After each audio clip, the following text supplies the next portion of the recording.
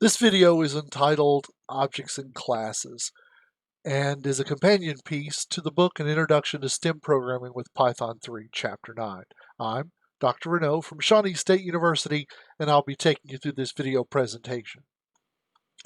So in this video, we're going to create a simple class. We're going to create objects from that class, multiple objects of that same class. We're going to assign attributes to an object, and then we're going to create methods on that class and then execute a method or two from that class. So we're kind of going to go through a whole example of a real simple little object here.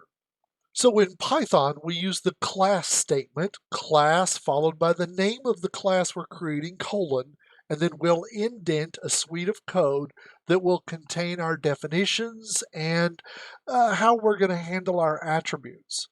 If we don't have anything in our class yet, our first class is going to be the simplest class. It's going to be a class with nothing in it. You have to include the pass statement within the class if there's nothing in there. Now, once we start adding defs, once we start adding our methods to the class, we'll take the pass statement out, but we'll put the pass statement in there. So you use the class followed by the class name colon, and then it'll indent a suite of code that defines how that class will work. So here in this example, I've created a class called painting. Typically, a class name starts with a capital letter. I'm using camel case, uppercase, each letter if it's multiple words, but typically a class name begins with an uppercase letter, just so that you know it's a class and not a regular variable. So I'm going to create class painting and I'm going to say pass. So the class has no attribute definitions. It has no method definitions. It's just a class. Then take a look on line 4. I create a variable called ML and say it's equal to painting with an open close parenthesis. That means that ML is now an object of the painting class. It belongs to the group of paintings. It's a painting. And if you see, I then set its name by saying ml.name or class variable.name equals Mona Lisa. I then set the class variable artist or the attribute artist equal to Leonardo da Vinci. And I then set the year to 1506. And there she is. Ain't she pretty? Another painting that I wanted to have in my program was, and you can see on line 9, I create a second painting, a second object of the painting class, and I called it tab, and it is the name of the painting is Tableau 1. The artist of the painting would be Piet Mondrian, and the year that Tableau number 1 was done, one of the great Cubist works, was in 1921. So we've created two objects, the ML object and the tab object. They're both of the class painting. They both belong to the class paintings because they describe a painting, and you can see they're just different instances of being paintings.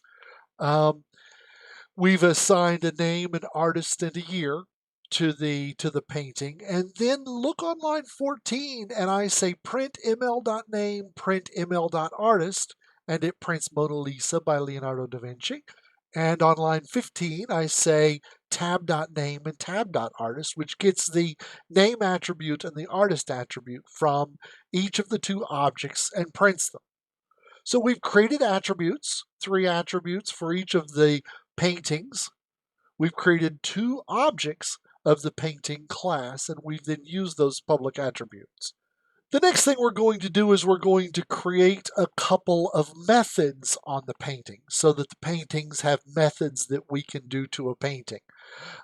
To create a method, we use the def statement, just like we used in prior videos and prior chapters to create a function, a subroutine.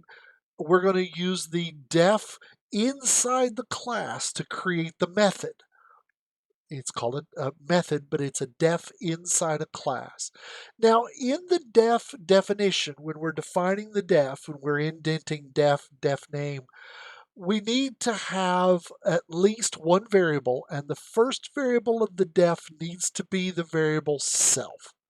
Um, so you'll see all of the defs have self, and if the def has values that are passed to the def, they'll follow self. The self is not passed when we're using the method in our program later. If we have self and two values sent in the def, then we'll only use two values when we actually call it. But the self is used within the method, within the definition, to represent the current object's self. That way, the definition, the method, knows that it's this object or that object. It knows which object it's working with. And we'll see that in the following example. So if you look at the class painting, I've now removed the pass and I've added two definitions. The first definition is age, where it's age self, comma, this year. So when we use the method in our program, we're going to pass it one value this year, and it's going to, because it knows the year of the painting, because that's one of the attributes, it's going to be able to tell us how old the painting is. So you can see that on line 4, the def age returns this year, the year we send it, minus self.year. So it uses the year that's in the object, in the painting object, to subtract from the current year to tell us how old the painting is. Take a look here at line 6, where we create another def. And this def is going to have two arguments. It has self and then markup. But markup has a default value, so we can call the price def with 0 arguments and it will use markup 100, or we can call it with an argument and it will use that argument as markup. And then look at what it does. It takes self.cost times 1 plus the markup divided by 100, and returns that value. So it uses the attribute of the object, the attribute of the class, the attribute of the object. It's the specific object, so it uses the cost. So let's create a new painting and include cost, and then call those methods and see what happens. So I create a painting called AW, and I set the name to be Repent and Sin No More, which is the painting you see up above, which is a painting by an artist named Andy Warhol, an American artist back in 1985. And the cost of that painting is $123,000. Okay. And you can see that I've assigned the name attribute, the artist attribute, the year attribute, and the cost attribute.